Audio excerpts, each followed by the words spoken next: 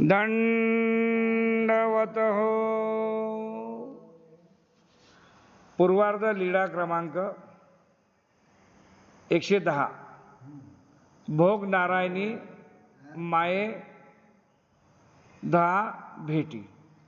म्हणजे भोग नारायणाच्या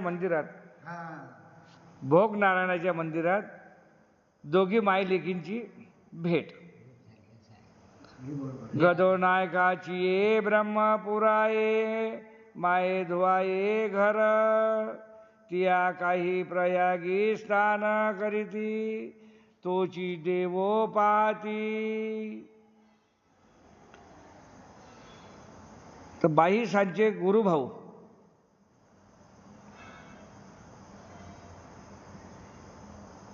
त्यांच्या दोघा माय लेकी ज्या होती, तर गदोनायकाच्या ब्रह्मपुरी माये धुवावे घर, म्हणजे गदोनायकाच्या बाजूला त्या माय लेकींचं घर होतं.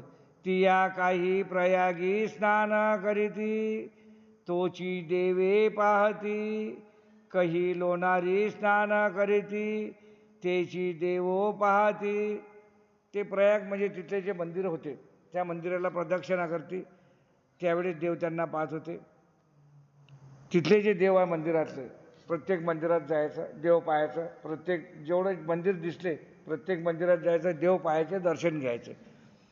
काही लोणारी स्नान करीती, लोणारचं जे सरोवर आहे त्या सरोवरमध्ये आंघोळ करायची. तोची देवो पाहती, तिथले मंदिरं जे होते त्या मंदिराचे जे देव होते ते देवांना पण जायचं, त्यांना पाहायचं, त्यांचं दर्शन घ्यायचं. कही पटीश्वरेशी स्नान करीती, तिथं पिंपळेश्वराचं होतं एक मंदिर होतं, त्या पिंपळेश्वराजवळ जाऊन तिथं सुद्धा स्नान करायचे. तेची देवो पाहती, त्या पिंपळेश्वराच्या मंदिरात तिथं जाऊन तिथला पण देव पाहायचे, तिथं दर्शन घेत होते. आदित्या वारी भोगावयेची महिमा तिये दिशी आशिका लोकू भोगावतीशी स्नान करी. तर आदित्याचं मंदिर जे होतं त्याच्या बाजूला भोगावतीशी, म्हणजे भोगावती हे नदी, तिथली महिमा पाहून सर्व लोक तिथं जवळ सर्व लोकांचा जमा होत असे आणि त्या भोगावतीमध्ये स्नान करीत असत. एकाएकू आदित्यावरू आला गोसावी भोग नारायणीची ये पिंपळ पटी साडेशी आसन असे. तर त्याप्रमाणे प्रत्येक रविवारला नियमित लोक तिथं जात होते. प्रत्येक मंदिर पाहत, मंदिरात दर्शन घेत आणि तिथं स्नान करत. तर अचानक एक रविवार असा आला, त्यांचा नियम होता प्रत्येक रविवारचा, तर एक अचानक असा रविवार आला. गोसावी भोग नायकाची ये पटी साडेवरी आसन असे. त्या रविवारला भोगनायकाचं जे मंदिर होतं त्या मंदिरामध्ये स्वामी विराजमान होते, स्वामींचं मुक्काम होतं. तव माये दुरादाही तिया भोगावतीशी स्नाना झाली. त्या दोघी मायलेकी त्या भोगावतीत गेल्या, त्यांनी स्नान केलं आणि स्नान केल्यानंतर तव लेकी गोसावी अंते देखिली, आणि त्या मंदिरात आली आणि त्या भोगावतीच्या मंदिरात त्यांनी अंदर पाहिलं. पाहताच त्यांना अंदर स्वामी विराजमान दिसले. तव लेकी गोसावी अंते देखिले, पोरगीने स्वामींना पाहिलं आणि माय ते म्हणितले चालावो जाओ या देवळाशी, हे देऊळ काही देखिनलेची नाही. पोरगीने स्वामींकडे पाहिलं, तिचं आकर्षण झालं आणि ते मायला म्हणते, आई आपण सर्व मंदिर पाहिले, सर्व देवळं पाहिले, पण या मंदिरात कधी आपण आलोच नाही, चला आज आपण या मंदिरात जाऊया. तैशी याची तिया भोगनायकाशी आलिया. असं करून त्या दोघी मायलेकी त्या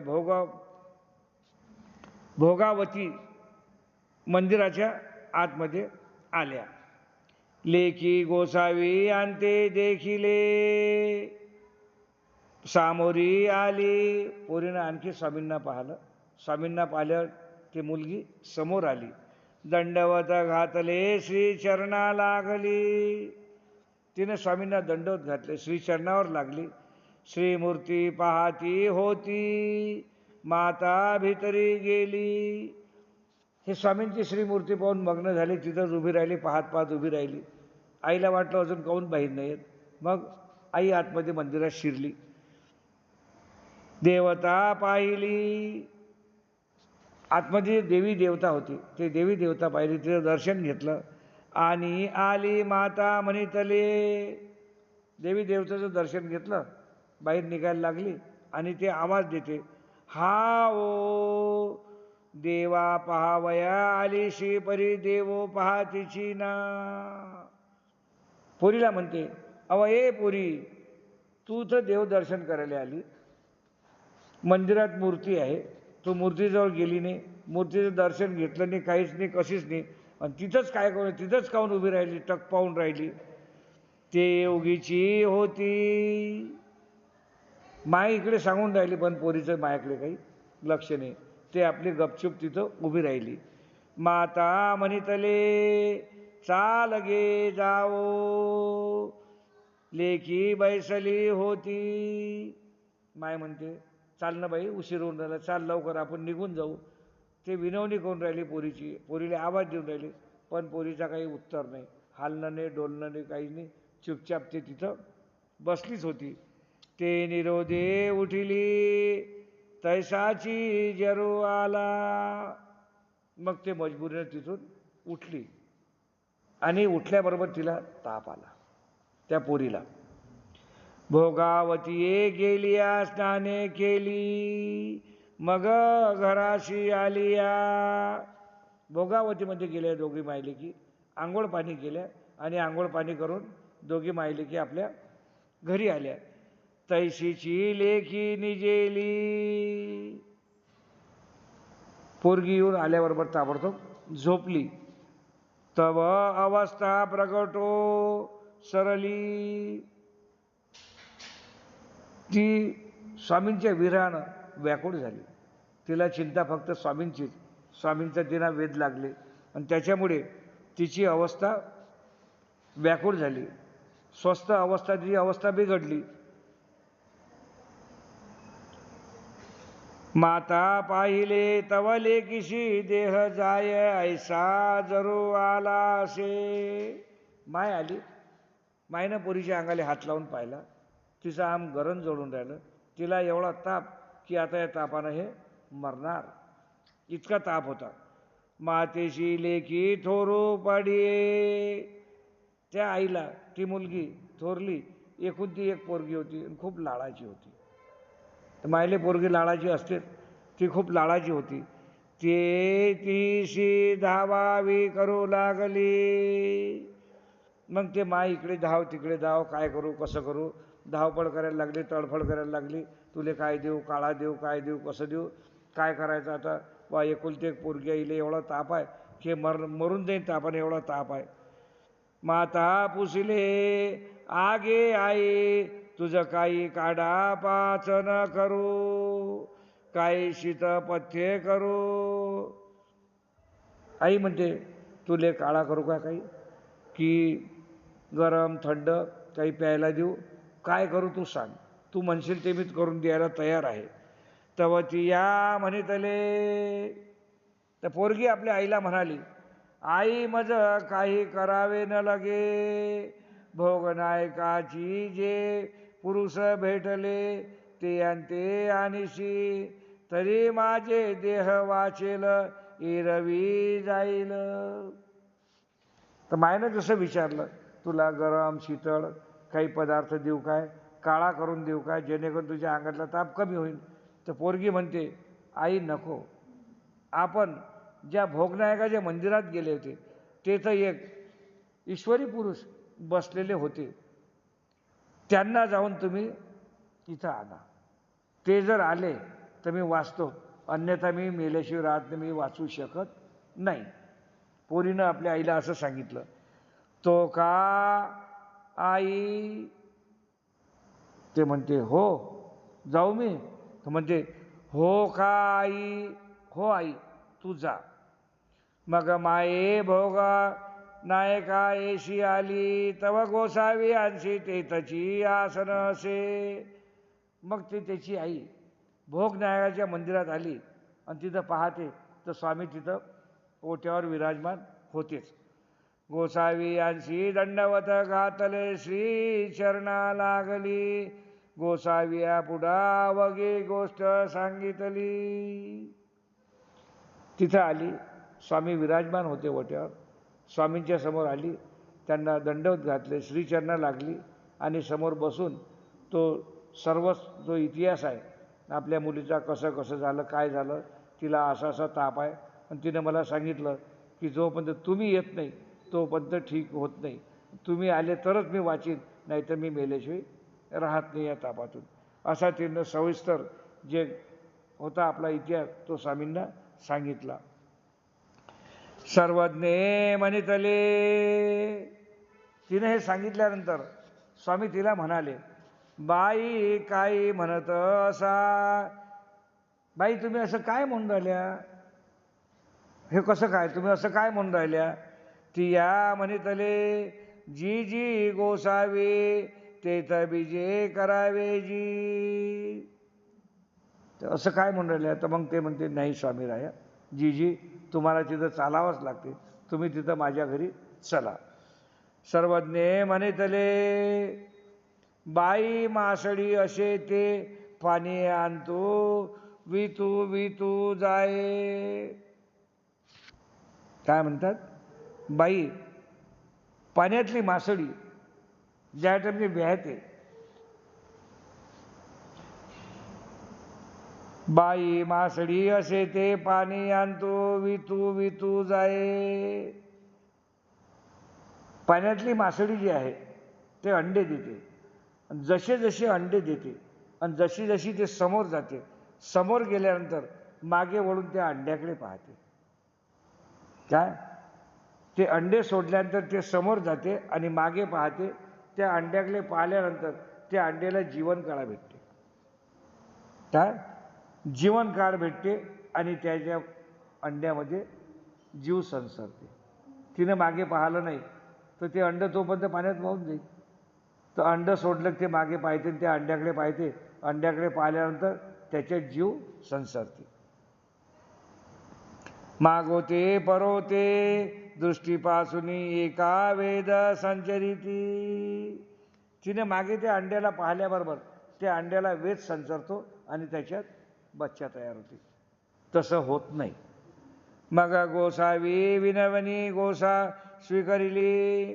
जेवढं त्या बाईला सांगितलं की बाई मायेची ममता अशी असते. याच्यावरून निर्णय काय की मायेची ममता कशी असते की जशी मासोळी अंडे देते, समोर चालते आणि चालता चालता ते जशी मागे पाहते आणि ती ज्या अंड्यावर दृष्टी टाकते तसं त्याला त्याच्यात जीव उत्पन्न होते आणि त्याला जीव संचरते. कशापासून, तिच्या नजरपासून. म्हणजे असंच म्हणण्याचा अर्थ की आम्ही जर गेलो तसं होऊ शकते. मग गोसावी विनवणी स्वीकारिली. मग स्वामींनी त्यांची विनंती स्वीकार केली. तेथे बीजे केले तिये उठिली, गोसावी यांशी शेमाड इंगण दिदले. जसे स्वामी आतमध्ये गेले आणि त्या मुलीने स्वामींना पाहिलं, पाहता क्षणी ती तडकनं बिस्तऱ्यावर उठून उभी राहिली. गोसावी यांना शेमाडिंगण दिले. ते पोरगी तापाची, एवढी बिमार तापाची, स्वामींना पाहिल्यावर तडकनं उठून उभी राहिली आणि स्वामींना ऊर भेट दिली. त्या पोरीनं दंडवत घातले, श्रीचरणा लागली. गेल्याबरोबर पहिले ऊर भेट दिली, नंतर दंडवत केला, श्रीचरणा लागली. मग तेही माते ते म्हणितले, आई तू रांधी. मायला म्हणते, आई स्वामी आले, तू आता स्वयंपाक कर. गोसाविया लागी बरवा उपारो निफजवी. गोसावी यांना जसा पाहिजे तसा चांगल्या प्रकारचे पंचपक्वान्नाचा पूर्ण स्वयंपाक करून तू उपहार स्वामींसाठी तयार कर. मी गोसावी यांसी मर्दना देईन. मी स्वामींची मालिश करतो. मग तेही गोसावी यांसी पडदणी दिदली. आंघोळ झाल्यानंतर आपण जे कपडे घालायला देतो स्वामींना ते नवीन वस्त्र दिले. मर्दना दिदली. त्या पोरीनं स्वामींची चांगल्या तऱ्हेनं मालिश केली. जव जव मर्दना देती तव तव जरू काढे. जशी जशी ते स्वामींची मालिश करे, स्वामींच्या अंगावर हात फिरे, तसा तिचा ते ताप कमी होणं सुरू झाला. इकडे मालिश करणं सुरू केली, तिकडे तिच्या अंगाचा ताप कमी होणं सुरू झाला. मादने झाले. मादने झाले म्हणजे आंघोळ झाली, पूजा झाली, आरोगणा दिदली. पूजा अवसर झाला. त्यानंतर तिच्या आईनं जे बनवलेले पंचपक्वान्न नव्हते ते ताट वाढलं, ताट आणलं, स्वामींसमोर ताट ठेवलं. स्वामी विराजमान झाले आणि स्वामींचं भोजन झालं. गुळवडा झाला, विडा झाला. त्याच्यानंतर स्वामींचा गुळणा झाला, त्यांना सुपारी वगैरेचा विडा देण्यात आला. आपण प्रसादू घेतला. मग गोसावी बाजे सुपवी ते वरी पहुड स्वीकारिला. स्वामींचं भोजन झाल्यानंतर स्वामींच्या ताटामध्ये जो काही उशिष्ट प्रसाद होता तो दोघी मायलेकींनी घेतला आणि दोघी मायलेकींनी स्वतः जेवण केलं. आणि त्याच्यानंतर बाजे सुभवती वरी पहुड स्वीकारिला म्हणजे बाजूला बास टाकली, बाजावर निद्रा शयन तयार केलं आणि त्या बाजेवर स्वामींनी पहुड केला. मग तिथं झोपले. उपहुड झाला. झोपल्यानंतर काही वेळानं उठले आणखी. तेही चरणक्षालन केले. स्वामी उठल्यानंतर त्या दोघी मायलेकी आल्या. दोघी मायलेकीने स्वामींचे पाय धुतले. मग गोसावी भोग नाय कारणा बीजे केले. हे सर्व झाल्यानंतर तिचा पूर्ण ताप उतरला, ते संतोष झाली. मग स्वामी भोग नारायणाच्या मंदिरात आणखी परत वापस आले. अशा प्रकारे लीळा क्रमांक पूर्वार्ध 110 आटोपली. आता पूर्वार्ध लीळा क्रमांक 111. ग्रहे सारंग पाणी भेटी तथा ग्रहो निवृत्ती. हे ग्रहे सारंगपाणी भट हे एक ब्राह्मण होते. तर ग्रहे सारंगपाणी भट त्यांची भेट आणि त्यांची ग्रहनिवृत्ती. ग्रह म्हणजे आजच्या भाषेत आपण भूत पिशाच, बरोबर आहे ना. ग्रहनिवृत्ती करणे म्हणजे त्यांच्या अंगात जो काही बाधा आहे, भूत पिशाच चुडेल असतील नसतील त्यांच्यापासून त्यांचं निवारण करणे. म्हणजे ग्रहे सारंग पाणी भेटी तथा ग्रहो निवृत्ती म्हणजे ग्रहे सारंग पाणी जे आहे त्यांची भेट झाल्यानंतर त्यांच्या अंगातलं पूर्ण भूत पिशाच बाहेर काढणे, ह्या लीळेचं नाव. ग्रहे सारंग पाणी भटते बळे बळे हे ग्रामीचे दादोसा काही सोयरे होते. हे सारंग पंडित जे आहे ते दादोसाचे दूरचे नातेवाईक होते. दादोशी काही सोयरे होती म्हणजे दादोसांचे दूरचे नातेवाईक होते. तयासी ग्रहो लागला असे. त्याला भूत पिशाच लागलं होतं. त्यांचे जे जवळचे जे सोयरे होते त्याला भूत पिशाच लागलं होतं. ते यांची या माता म्हणितले हा रामा. तर त्याचे आई म्हणाली, रामा तू काही जाणशी. हा रामा तू काही जाणसी तरी या सारंग पाणीचा अंगीग्रह असे तो फेडिये का. ताई म्हणते, ए रामा तू जर काही जाणत असेल, तुला जर काही विद्या येत असेल तर हा जो माझा मुलगा आहे ज्याच्या मागे जे भूत पिशाचे लागलं आहे हे तू काढू शकतं काय. काढत असेल तर तू याच्यावर काही प्रयत्न कर. दादोशी म्हणितले. मग त्यावर दादोस म्हणाले, माझेनी जाये ऐशेही आधी. आणि कन वचे ऐशेही आधी आमच्या गोसया पासोरी जाईलजी. तो म्हणते माझ्याकडे आहे विद्या, मी प्रयत्न करीन, पण माझ्याच्यानं हे भूत जातील की नाही याची मला काही शाश्वती नाही आहे.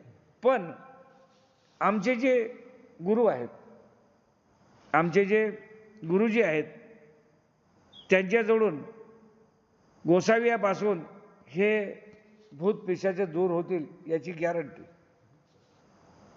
मला तुम्ही म्हणता, मी प्रयत्न करीन, पण माझ्याकडून ते दूर होतील की नाही याची शाश्वती नाही आहे. पण आमचे जे गोसावी आहे त्यांच्याजवळून हे अवश्य जातील, हे बिलकुल गॅरंटी. तव तेही म्हणितले ते कवनी ठाई असती. मग त्याची आई म्हणाली दादोसांना, दादोस ते कोणे ठाई असती, म्हणजे ते कोणीकडे कोण्या ठिकाणी राहतात, कुठं असतात. ना ते प्रतिष्ठानी भोगनायकी राणी असती. मग ती म्हणाली, स्वामी प्रतिष्ठानी म्हणजे पैठणला भोग नारायणाच्या मंदिरात आहेत. मग तैसेची प्रतिष्ठानाशी आली. तसं त्यांनी सांगितलं ती ताबडतोब प्रतिष्ठानी म्हणजे पैठणला त्या भोग नारायणाच्या मंदिरात आली. ते या सरीसे सारंग पाणी चांगदेव भट आले. तिच्यासोबत सारंग पाणी आणि चांगदेव भट हे दोघे तिच्यासोबत सोबत आले. विडीचा घडिया दो भोग नारायणी गोसावी यांची आसन होते. संध्याकाळच्या दुसऱ्या प्रहरी म्हणजे 2 प्रहरी त्यांना तिथं जायला झाला. तर दुपारच्या संध्याकाळच्या 2 प्रहरी पोहोचले तर स्वामी भोगनारायणाच्या मंदिरात तिथं आसनावर विराजमान होती. आली ते 3 जण तिथं स्वामींकडे आले. गोसावी यांशी दंडवत घातले श्री चरणा लागली. स्वामींजवळ आले, स्वामींना दंडवत केला, श्री चरणास लागले. दादोशी दोन्ही आसू दर्शना शी केलिया. तर दादोज जे होते त्यांनी सोबत 2 सोन्याचे नाणे, आसू म्हणजे नाणं, तर 2 सोन्याचे नाणे आणले आणि स्वामींना अर्पण केले, दर्शन घेतलं त्यावेळेस. मग गोसावी या पुढे बैसले. ते 2 सोन्याचे आसू स्वामींना अर्पण केले आणि स्वामींना अर्पण केल्यानंतर स्वामींच्या समोर येऊन बसले. मग गोसावी पुसिले. मग त्याच्यानंतर मग गोसावी यांनी स्वामींनी विचारलं, बाई या नाव काही. आईला विचारतात, बाई याचं नाव काय. त्याच्या आईला विचारतात, याचं नाव काय. जी याचे अंगी ग्रहो असे मनोनी ग्रहे सारंग पाणी भट म्हणती. याच्या अंगात भूत पिशाच आहे, भूत पिशाच आहे म्हणून याला लोक गावात ग्रहे सारंग पाणी भट म्हणतात. हां, त्याचं नाव आहे तसं सारंग पाणी भट, पण त्याच्या मागे भूत पिशाच असल्याचं जसं आपण म्हणतो ना तो भूताळ्या, तसं म्हणजे ग्रहे सारंग पाणी भट म्हणजे भूत असलेला सारंग पाणी भट. त्याच्या मागे ग्रह आहे म्हणून त्याला आम्ही सर्वे ग्रहे सारंग पाणी भट असं म्हणतो. मग तेही अवघी गोष्टी गोसाविया पुढे सांगितली. मग जो काही याच्या अगोदर जो काही त्यांचं घडलेलं होतं ती घटना कशी घडली, काय झाली, कशी झाली, मातेनं पूर्ण स्वामींना सांगितले की बा अशी घडलं, असा असा वृत्तांत घडला, अशामुळे आम्ही इथपर्यंत तुमच्याकडे आलो. जी जी रामू आमचा सोयरा. हा जो रामा आहे हा आमचा दूरचा रिश्तेदार आहे. मी या म्हणितले रामा तू जरी काही जानशी तरी काही सारंग पाणीशी करी का. तर हा रामा आमचा दूरचा रिश्तेदार आहे. तर माझ्या मुलाची ही अवस्था पाहून मी याला म्हणाली की रामा, माझ्या मुलाच्या अंगातलं हे भूत पिशाच जे आहे तू दूर करू शकतं का? तव तेने म्हणितले. त्याला मी असं म्हटल्यानंतर तो म्हणाला, माझी नियाचा ग्रह जाय ऐसे ही आती आणि न वचे ऐसे ही आती. त्यानं सांगितलं, माझ्याकडून याच्या अंगातलं भूत पिशाच हा ग्रह दूर होतील याची मला काही शाश्वती नाही. पण आमचे या गोसाव्यांचे दर्शने जाईल जी. पण आमचे जे गोसावी आहेत, ईश्वरी अवतार पुरुष, त्यांचं दर्शन जर यांनी घेतलं तर 100% याच्या अंगातलं भूत पिशाच बिलकुल सुटकीनं बाहेर निघून जाईल. जी जी तरी याचा अंगी ग्रह असे तो फेडी जो जी. तर याच्या अंगात जे काही भूत पिशाच आहे ते तुम्ही दूर करा. ते आई स्वामींना अशी विनंती करू लागली. सर्वज्ञे म्हणितले. तिने ज्यावेळेस स्वामींना विनंती केली की याच्या अंगात जे भूत पिशाच ग्रह आहे ते तुम्ही दूर करा, ज्यावेळेस विनंती केली तर विनंती केल्यानंतर स्वामी म्हणाले, बाई तुमते पाणी भातू असे. बाई तुमच्याजवळ पाणी भात आहे का? हो बा असे. ते म्हणाले, हो बाबा माझ्याकडे पाणी भात आहे. तरी दोन्ही मुद्दा करुणी या ते ओवाळूनी सांडा. तो पाणी भात घ्या आणि हातामध्ये आपण हे करतो की नाही फुंडक्यासारखं, फुंडक्यासारखं करतो, अशी मूठ भरतो तसा गोळा बनवा. जसा आपला रोडगा असते किंवा कोणताही आपण असा गोळा बनवतो, हां मुतकुळा, तर त्याचे मुतकुळा म्हणजे मुठभर घेऊन असं त्याचा गोळा बनवा आणि त्याचे 2 गोळे बनवा. 2 गोळे बनवा आणि याच्यावर ओवाळा. 2 गोळे करून ओवाळा आणि ते सांडा म्हणजे ते फेकून द्या. तव बाईशी म्हणितले, हा बाबा. तेव्हा बाईसा म्हणाली, मग ते त्याची आई म्हणाली बाईसा, हो बाबा मी करते. हा बटिको तरी सावधू ऐसा दिसतो असे, याचा अंगी ग्रह तरी काही देई देखी जेना. तरी ते काय म्हणते, हा बटिकू म्हणजे हा मुलगा सावध नाही राहत, हा बेसावध राहते. तरी पण याचं हे पूर्ण दूर झालं पाहिजे, याच्याकडे तुम्ही काही पहा. सर्वज्ञे म्हणितले, बाई एकी वारिया दोघ असती. बाई तुम्ही जे म्हणता भूत पिशाच्या अंगात एक नाही आहे, याच्या अंगात 2-2 आहेत. तुम्ही म्हणता ना याच्या अंगातलं हे काळा, हे एक नाही आहे, हे 2-2 भूत आहेत. येतची या दर्शनाशी येता येऊ नये, म्हणून ते पैरा महारवाडा बाबुडेशी राहिले. तुम्ही ज्यावेळेस आमच्या दर्शनाला आल्या तर ते दोघं भूत जे होते ते इथपर्यंत आमच्या दर्शनाला येऊ शकत नव्हते. तर ते भूत आमच्या धाकाच्या मारं तुम्ही गावात ज्यावेळेस आले आणि गावात जिथं महारवाडा सुरू झाला त्या महारवाड्याच्या जवळ एक बाबडीचं झाड आहे. हे इथं आमच्या दर्शनाला न येता त्या महारवाड्यात याच्या अंगातून निघले आणि त्या बाबडीच्या झाडावर दोघं जाऊन बसले. बरोबर आहे ना? बाबडीच्या झाडावर जाऊन बसले आणि ते तिथं स्वतः आताच्या कंडिशनला बाबडीच्या झाडावर बसले आहेत. मग गोसावी पाणी भाताची या दोन्ही मुद्दा करविलिया. स्वामींनी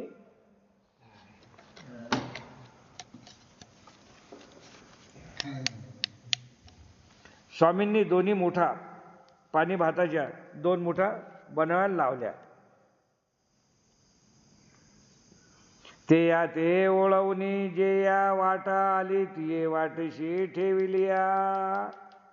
ज्या रस्त्यानं ते आल्या त्याच्याहून ते 2 मुटकुळे ओवाळले आणि ओवाळणी करून ज्या रस्त्यानं आले त्या रस्त्याच्या म्हणजे जसं इथं बसले आहे तर या दरवाज्यानं आले तर या साईडला ते त्या रस्त्यात ठेवून दिल्या. तिये वाटेशी ठेवलिया मग तीही उपहारो निभजविला.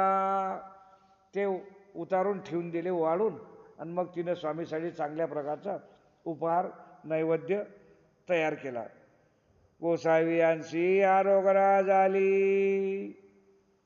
उपहाराचं ताट झाल्यानंतर स्वामींना पूजा अवसर केला. पूजा अवसर केल्यानंतर स्वामींना ताट वाढलं आणि स्वामींचं जेवण झालं. हे सर्व मग ती निघाली. स्वामींचं भोजन वगैरे झाल्यानंतर ते तिथून परत जायला निघाल्या. जशा उठून उभा राहिल्या आणि निघाल्या, निघता सर्वज्ञे म्हणितले. ते ज्या टाईमले परत जायला लागल्या तर सर्वज्ञांनी आवाज दिला आणि सर्वज्ञ म्हणाले, बाई जया वाटा आली ती तया वाटा नको जाऊ. बाई तुम्ही ज्या रस्त्यानं आल्या त्या रस्त्यानं परत नका जा.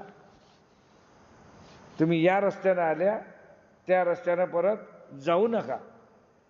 आणि की वाटा जा, तो रस्ता सोडून दुसऱ्या कोणत्याही रस्त्यानं तुम्ही जा.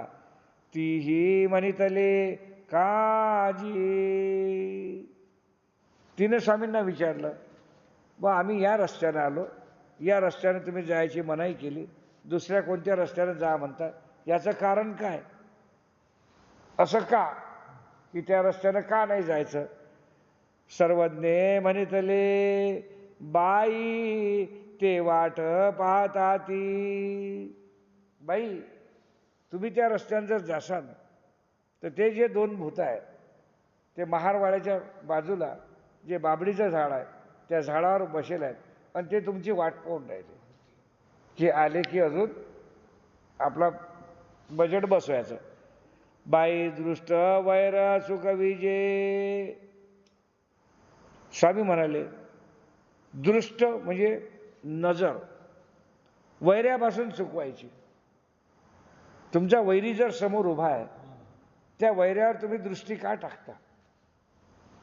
दृष्ट वैर सुख विजय म्हणजे तुमचा वैरी समोर जाणून बोजून उभा आहे, तुम्हाला दिसते, मग त्याच्यावर तुम्ही नजर का टाकता? त्याच्यावरून तुम्ही नजर चुकवा. मग ती आणखी वाटा गेली. मग ते 3 जण दुसऱ्या रस्त्यानं परत गेले. अशा तऱ्हेनं तिच्या अंगातलं भूतपिशाच सर्व निघालं आणि ते परत आपल्या रस्त्यानं निघून गेले. इथं आपली लीळा क्रमांक पूर्वार्ध 111 पूर्ण झाली. दंडवत हो.